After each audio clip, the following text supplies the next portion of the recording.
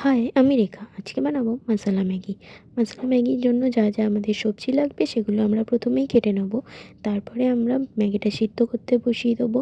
সিদ্ধ করার পরে ওই প্যানের মধ্যেই কিছুটা তেল দিয়ে ওর মধ্যে রসুন কুচি, ক্যাপসিকাম কুচি দিয়ে একটু ভাজা ভাজা করার পরে তারপরে দিয়ে দেবো পেঁয়াজ। পেঁয়াজ দেওয়ার পরে আমরা একটু বেশি করেই বাঁধাকপি দেবো, কারণ মনে হয় যে আনহেলদি খাবার সময় একটু বেশি সবজি থাকলে গিল্ট কম হয়, যেটা আমার মনে হয়।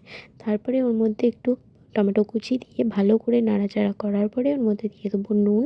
তারপরে ধনে, জিরে, গোলমরিচ, যেটা আমাদের বাড়িতে সবসময় গুঁড়ানো থাকে, সেই মশলাটা দিয়ে ভালো করে নাড়াচাড়া করার পরে দিয়ে দেবো ম্যাগি মশলা।